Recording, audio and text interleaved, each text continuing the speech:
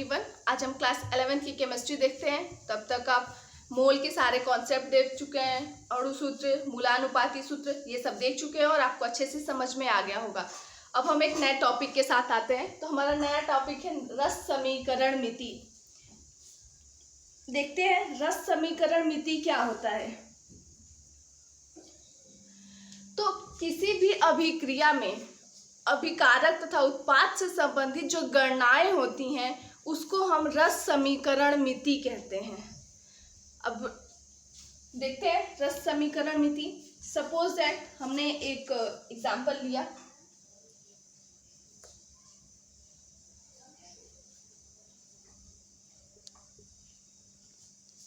Hydrogen और oxygen के अणु मिलके क्या बनाए, H2O।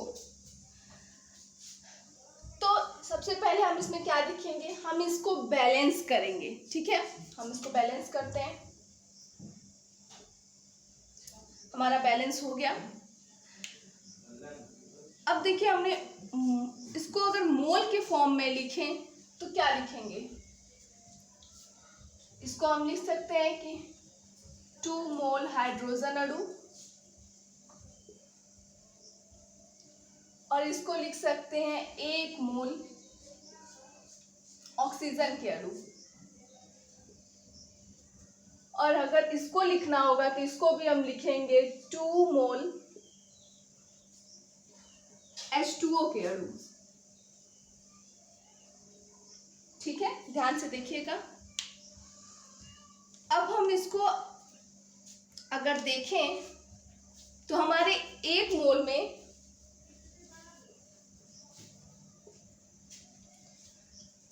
में हाइड्रोजन के कितने अणु होते हैं, तो देखते हैं। हमने मोल कॉन्सेप्ट में पढ़ा था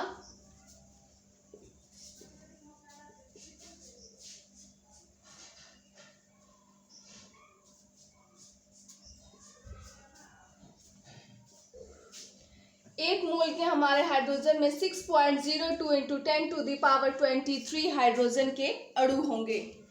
अगर हम इसको और ग्राम में लिखते हैं, अगर हमको हाइड्रोजन के मोल को ग्राम में लिखना होगा तो हम लिख सकते हैं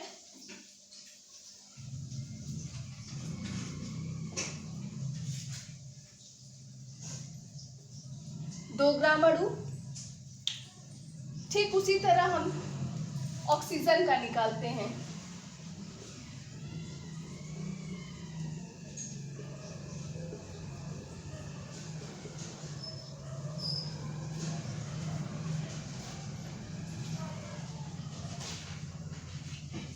ऑक्सीजन का निकालते हैं तो हमारे ऑक्सीजन के कितने अणु मिलेंगे हमें,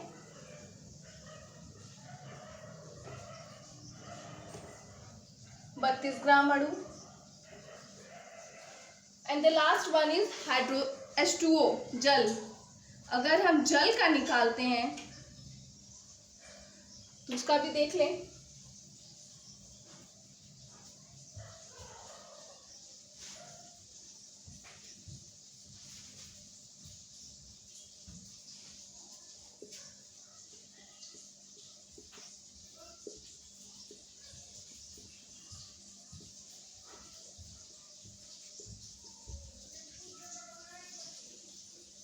H2O का निकालेंगे तो हमारा कितना हो जाएगा, 18।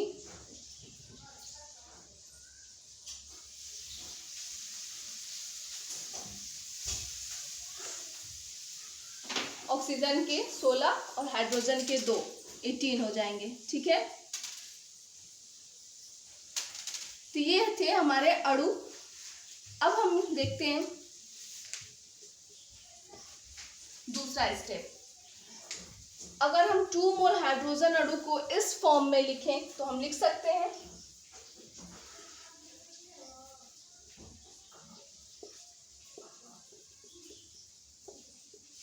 2 इंटू 6.02 इंटू 10⁻23 हाइड्रोजन अणु।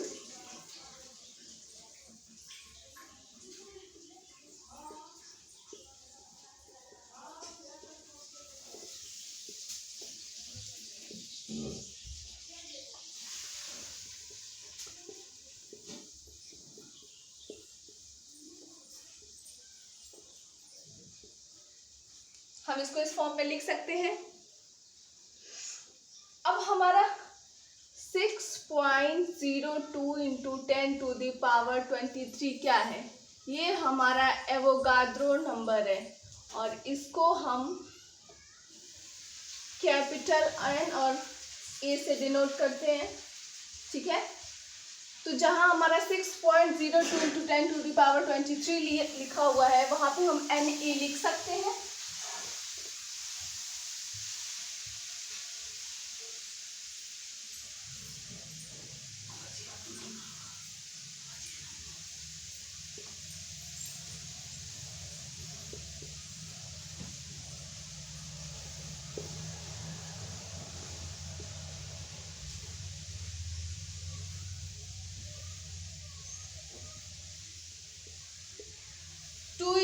Na हाइड्रोजन अणु, 2 इंटू Na ऑक्सीजन अणु, 2 इंटू NO H2O के अणु। ठीक है, आपको समझ में आ रहा होगा। अब क्या देखते हैं हम, 1 मोल अगर STP पर देखें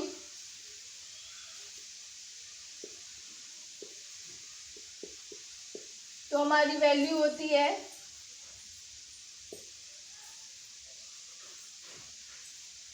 22.4 लीटर। तो अगर हम इसको STP पर लिखें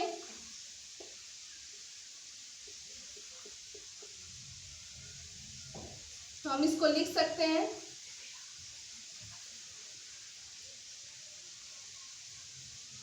अगर हम इसको STP पे लिखें तो हम लिख सकते हैं इसको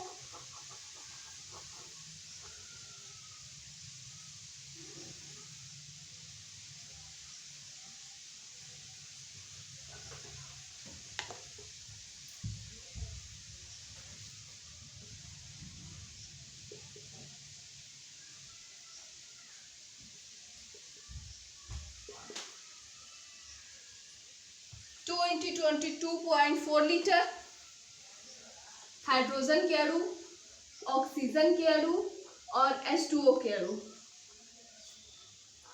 अब हम इसको अगर ग्राम के फॉर्म में लिखते हैं तो हम ग्राम के फॉर्म में यहाँ देखिए लिखे हैं। तो अगर हमारे 1 मोल हाइड्रोजन में 2 ग्राम अणु होते हैं तो हमारे 2 मोल हाइड्रोजन में कितने ग्राम अणु होंगे? 4 ग्राम अणु।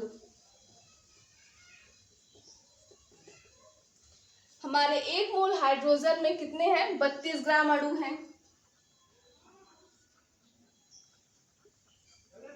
ऑक्सीजन के अणु हैं और हमारे 2 मोल H2O में 18 ग्राम अणु हैं।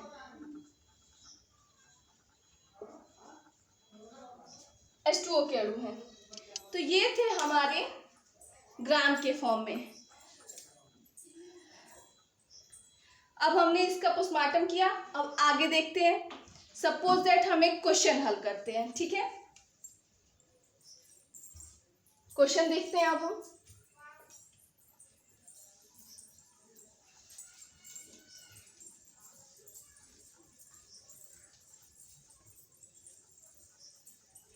ध्यान से समझिएगा, अगर ये आपको समझ में आ गया होगा तभी आप न्यूमेरिकल को सॉल्व कर पाएंगे। सबसे पहले हम यहाँ पे एग्जाम्पल में एक रिएक्शन लेते हैं H2 + O2 जिससे कि हमारा H2O बनता है। अब हम सबसे पहला काम क्या करेंगे? रिएक्शन को बैलेंस करेंगे। हमने इसको बैलेंस किया, अब हम इसको मोल के फॉर्म में लिखते हैं। तो 2 मोल हाइड्रोजन अणु, यहाँ पे 2, ये जो आगे के नंबर है यही हमारे मोल को शो करते हैं। मोल कॉन्सेप्ट आपने अच्छे से पढ़ा होगा तो आपको समझ में आ रहा होगा, और अगर नहीं समझ में आ रहा है तो एक बार फिर से आप मोल कॉन्सेप्ट देखिए, उसके बाद आपको बेहतर समझ में आएगा। ठीक है, तो हमारे हाइड्रोजन के यहाँ कितने हैं? 2 मोल अणु हैं, ऑक्सीजन के 1 मोल अणु हैं और H2O जल के हमारे यहाँ 2 मोल अणु हैं। अब हम इसको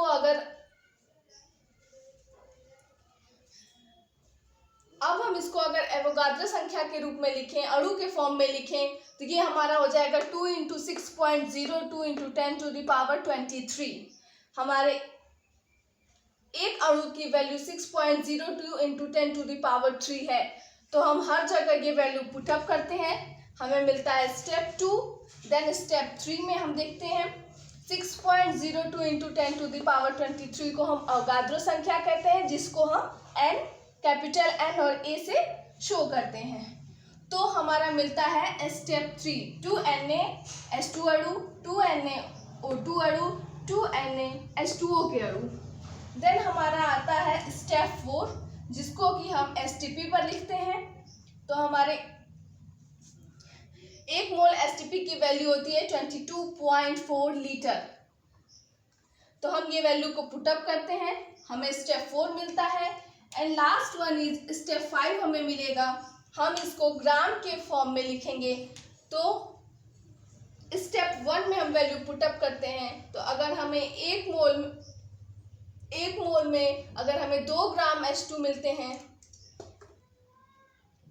तो हमें 2 मोल में 4 ग्राम H2 मिलेंगे। हमें 1 मोल में 32 ग्राम H2O मिलते हैं तथा 2 मोल में 18 ग्राम H2O मिलते हैं। ठीक है, अब हम न्यूमेरिकल देखते हैं। तो हमारा न्यूमेरिकल है, सपोज दैट हमारे पास 72 ग्राम H2O है।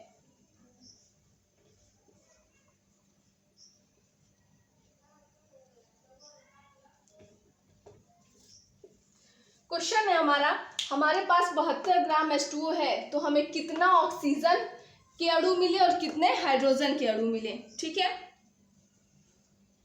तो इसको हम सॉल्व करते हैं।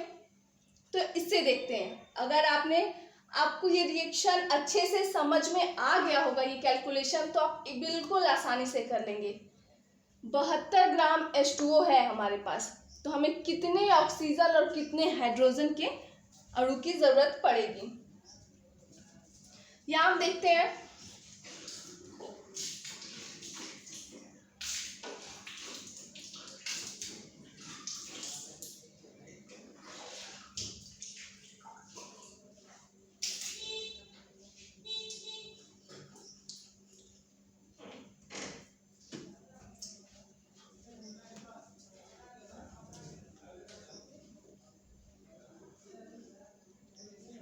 तो हम देखते हैं 72 ग्राम H2O, अगर हमको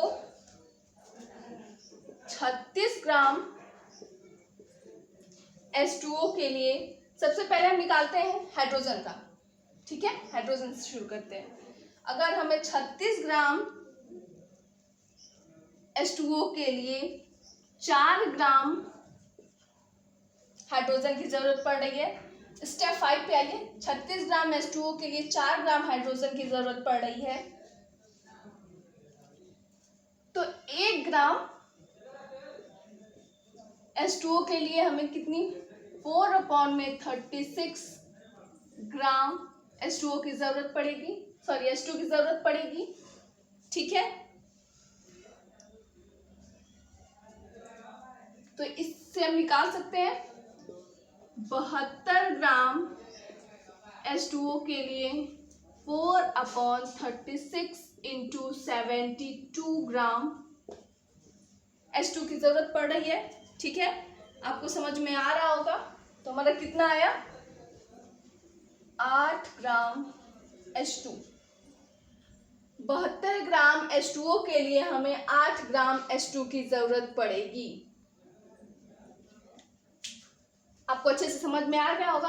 अगर 36 ग्राम H2O के लिए हमें 4 ग्राम H2 की जरूरत पड़ रही है, तो इसको 72 ग्राम H2O के लिए हमें 4/36 इंटू 72 ग्राम H2 की जरूरत पड़ेगी, और हमारी वैल्यू आई है 8 ग्राम H2। अगर आप कहेंगे कि हमें डायरेक्ट करना है,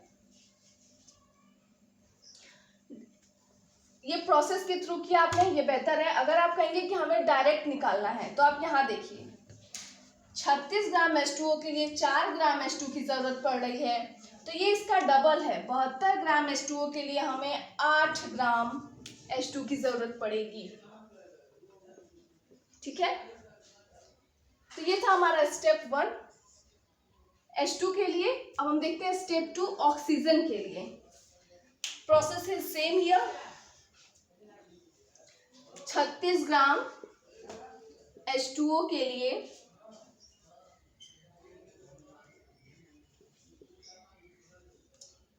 4 36 ग्राम H2O के लिए हमें कितना 32 ग्राम ऑक्सीजन की जरूरत पड़ रही है। तो 1 ग्राम H2O के लिए हमें 32/36 ग्राम ऑक्सीजन की जरूरत पड़ेगी। एंड क्वेश्चन 1 इज 72 ग्राम के लिए, तो 72 ग्राम H2O के लिए हमें 32/36 इंटू 72 ग्राम ऑक्सीजन की जरूरत पड़ेगी। ठीक है, अब हम इसको सॉल्व करेंगे तो हमें कितना मिल जाएगा 16। अब हम इसको सॉल्व करते हैं तो हमें कितना मिलता है 32/36 इंटू 72 ग्राम 64 ग्राम ऑक्सीजन। तो हमें कितना मिला 64 ग्राम ऑक्सीजन की जरूरत पड़ी। अब इसको भी अगर हम कहते हैं कि हम डायरेक्ट सॉल्व करना है तो डायरेक्ट सॉल्व करने के लिए भी सिंपल है। 36 ग्राम H2O के लिए 32 ग्राम ऑक्सीजन की जरूरत पड़ रही है, तो 72 ग्राम ऑक्सीजन जो कि 36 का डबल है, तो हम इसको भी डबल कर देंगे, ये 64 हो जाएगा हमारा। तो 72 ग्राम H2O के लिए हमें 64 ग्राम ऑक्सीजन की जरूरत पड़ेगी। आइए एक और देखते हैं क्वेश्चन। आई होप कि आपको समझ में आ रहा होगा अच्छे से।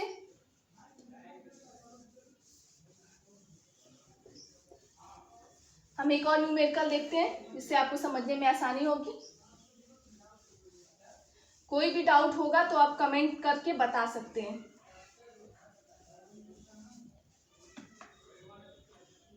इसको हम थोड़ा दूसरे फॉर्म में लिखते हैं। सब हमारा क्वेश्चन है 4Na H2O लिया है हमने, ठीक है।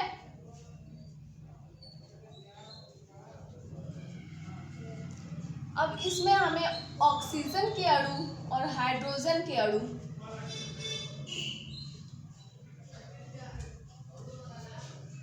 कितने मिलते हैं ये देखना है। तो हम इसको सॉल्व करते हैं।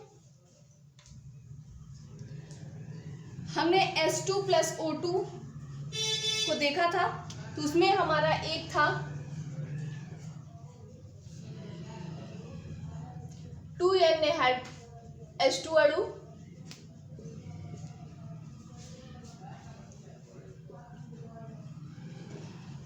O2 अणु, ठीक है।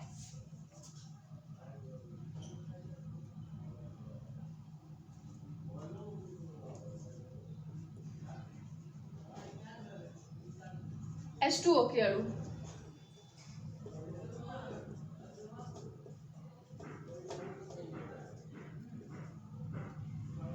ये था हमारा रिएक्शन।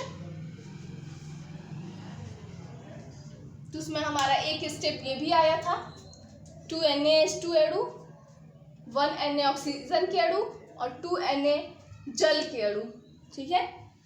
तो हमारा ये जो क्वेश्चन है ये इसी प्रोसेस पे सॉल्व होगा। देखते हैं।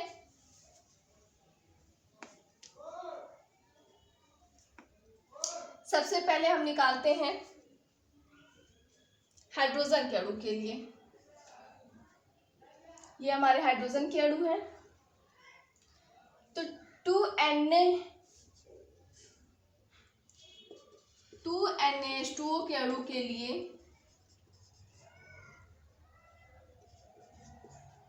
हमें कितने हाइड्रोजन के अणु मिले थे 2Na हाइड्रोजन के अणु मिले थे। अब हम इसको सॉल्व करते हैं।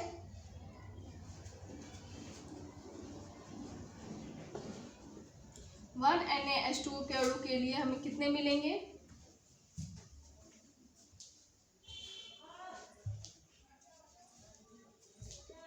2Na अपॉन में 2Na H2 अणु,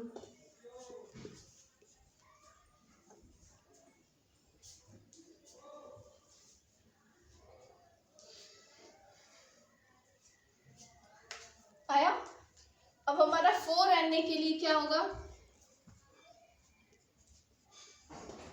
4NaH2O अणु के लिए कितना हो जाएगा,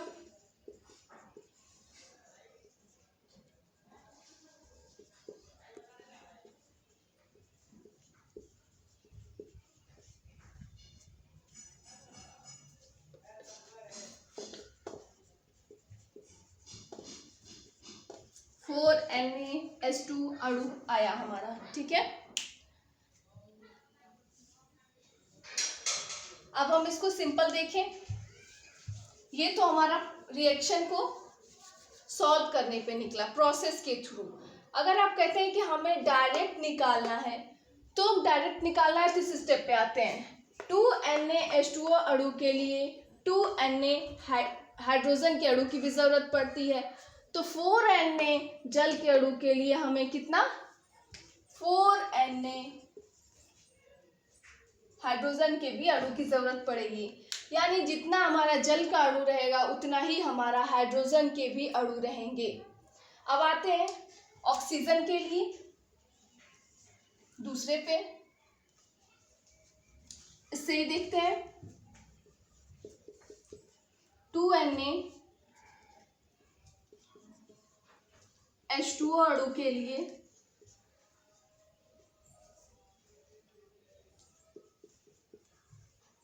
एक Na ऑक्सीजन के अणु मिल रहे हैं। ठीक है,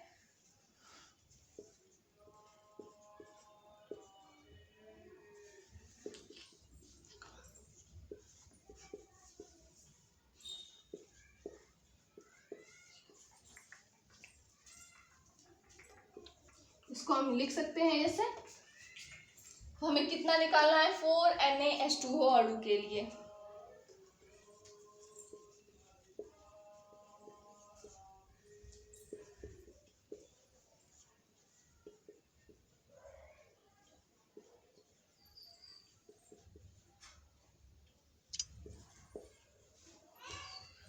इसको हम इस तरह लिख सकते हैं। हमें कितना मिला,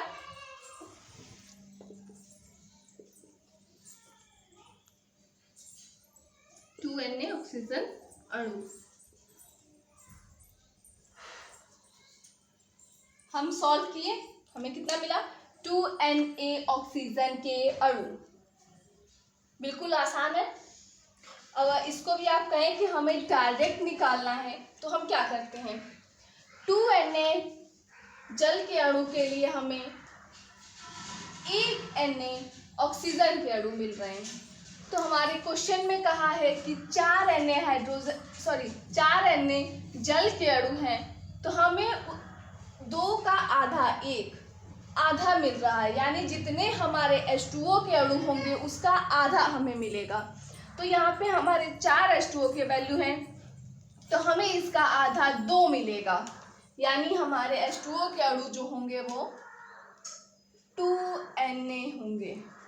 ठीक है, तो इस प्रोसेस के थ्रू आप समझेंगे और करेंगे। रस समीकरण मिति में हमारा क्या है, किसी भी रिएक्शन का पोस्टमार्टम करना। हम उसको पोस्टमार्टम के थ्रू अच्छे से सॉल्व करेंगे और उसी के बेस्ड न्यूमेरिकल करेंगे। एक और क्वेश्चन देखते हैं, आपको अच्छे से समझ में आएगा।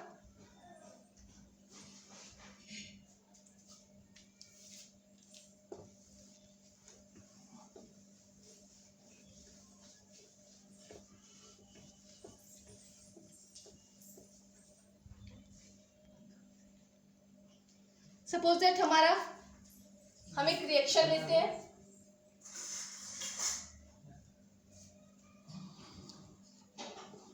कार्बन और ऑक्सीजन मिलके क्या बनाते हैं, CO2। तो हमारा फर्स्ट स्टेप क्या है, रिएक्शन को बैलेंस्ड करना। तो अगर आप ध्यान से देखें तो ये रिएक्शन पहले से ही बैलेंस किया हुआ है। एक कार्बन, ऑक्सीजन, यहाँ सब एक होगा। हमारे एक कार्बन है और 2 ऑक्सीजन है, तो ये रिएक्शन हमारा पहले से ही बैलेंस है, तो हमें वो काम नहीं करना है। अब आते हैं स्टेप 2 पे। तो अगर हम इसे मोल के फॉर्म में लिखें तो 1 मोल कार्बन, 1 मोल ऑक्सीजन और 1 मोल CO2।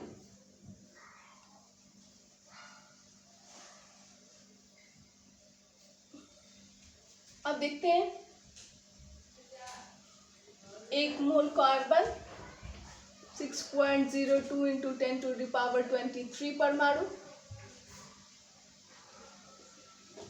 That means 12 gram carbon. 1 mole oxygen 6.02 into 10⁻23 अणु। ऑक्सीजन के परमाणु द्रव्यमान कितना होता है? 16। यहाँ पे 2 है तो यहाँ 32 हो गया oxygen. And last one is CO2। 1 mole CO2 6.02 into 10⁻23 अणु। CO2 का हमारा कितना होगा? कार्बन का 12 और ऑक्सीजन के 2 है 32, 44 ग्राम CO2। ठीक है, हमने इसको लिख लिया।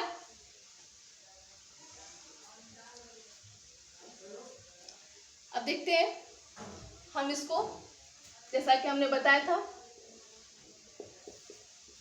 ये हमारा अवगाद्रो संख्या है, इसको हम Na भी लिख सकते हैं। तो हम इसको लिख सकते हैं 1 Na carbon, 1 Na oxygen, 1 Na CO2। देखिए यहाँ पे हमने एक स्टेप हटा दिया है, क्योंकि आपको समझ में आ गया होगा। इसके बाद हमें इस फॉर्म में लिखना है, दैट मीन्स 1 इंटू 6.02 इंटू 10⁻23 परमाणु, इस फॉर्म में लिखना है। तो ये स्टेप मैंने हटा दिया है, अब आपको समझ में आ रहा होगा। आप चाहे तो लिख सकते हैं, अगर आप लिखते हैं तो ज़्यादा आसान है। अब हम इसको अगर ग्राम के फॉर्म में लिखें, ये हमारा स्टेप 1, ये हमारा स्टेप 2,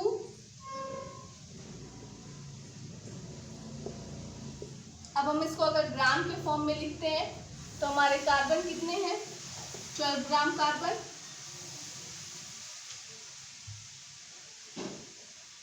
ऑक्सीजन कितने हैं? 32 ग्राम ऑक्सीजन और 44 ग्राम CO2 कार्बन डाइऑक्साइड। ठीक है, अब हम इसको अगर स्टेप 4 STP पर लिखें, सबको पता है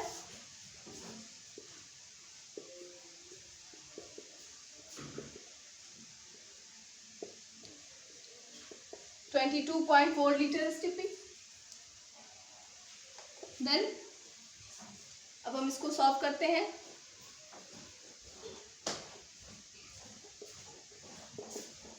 कार्बन,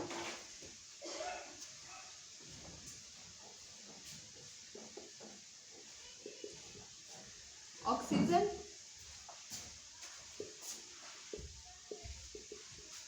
CO2।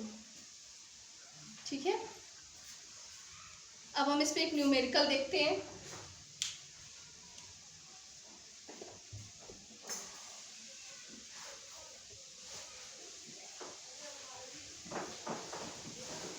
ध्यान से इस न्यूमेरिकल को देखिएगा। हमारा क्वेश्चन है 22 ग्राम CO2 है। ठीक है, तो हमें इसमें कितने कार्बन और कितने ऑक्सीजन मिलेंगे? ठीक ना, देखते हैं। तो आते हैं हम क्वेश्चन पे।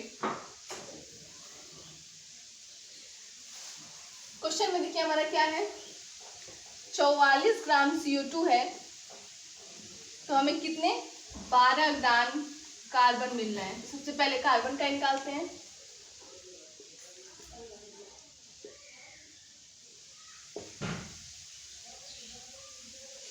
12 ग्राम कार्बन निकलते हैं। तो हमारे 1 ग्राम का CO2 के लिए हो जाएगा 12/44 ग्राम कार्बन। अब हम इसको 22 ग्राम के लिए यहाँ देखते हैं।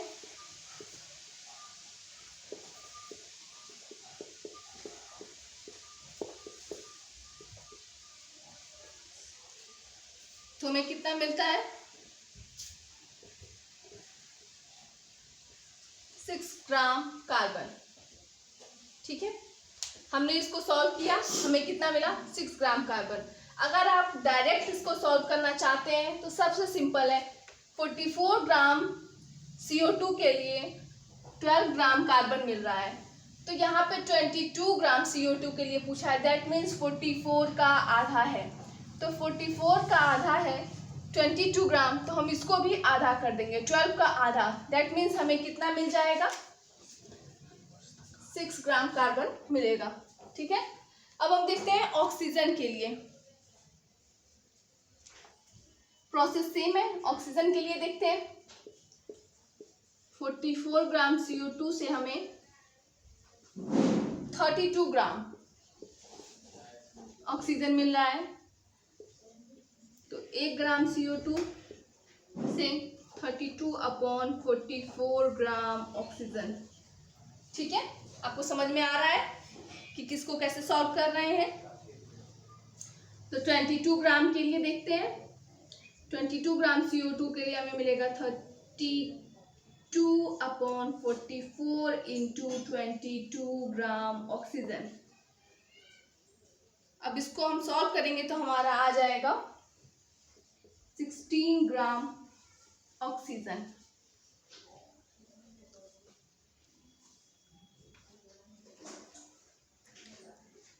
प्रोसेस आपको समझ में आ रहा होगा आसानी से।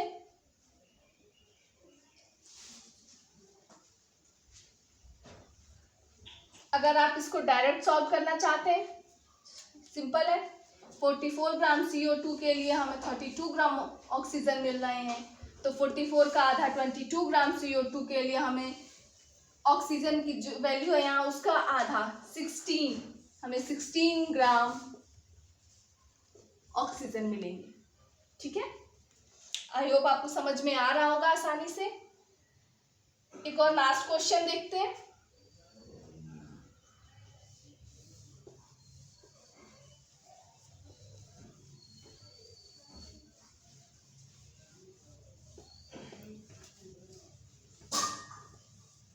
एक लास्ट क्वेश्चन देखते हैं।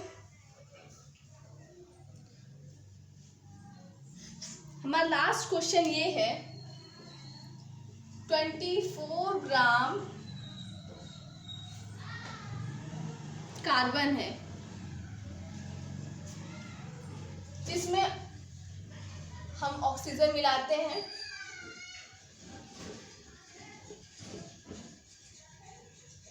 ये हमारा बहुतायत फॉर्म में है, दैट मीन्स हमें जितना ऑक्सीजन की ज़रूरत हो हम उतना ज़्यादा ऑक्सीजन ले सकते हैं, उसकी कोई लिमिट नहीं है कि इतना ही ऑक्सीजन लेना है। ऑक्सीजन आप एक्स्ट्रा अमाउंट में ले सकते हैं, आपको जितना ऑक्सीजन चाहिए ले लीजिए।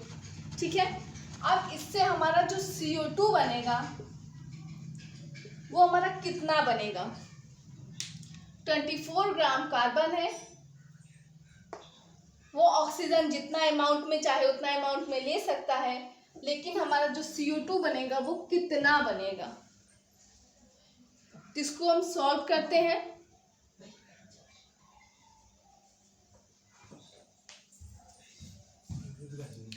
हमने यहाँ लिखा था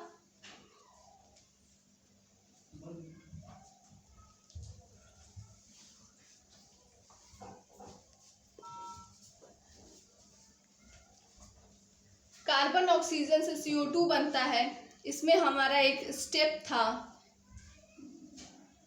जिसको हमने लिखा था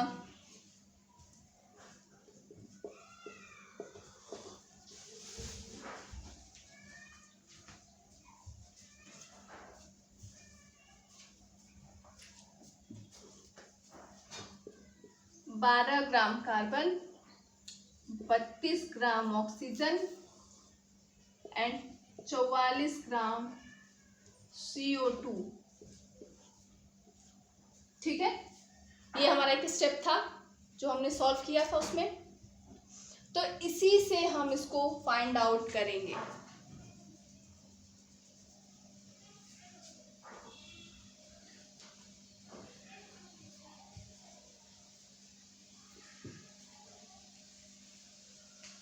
ट्वेल्व ग्राम कार्बन होता है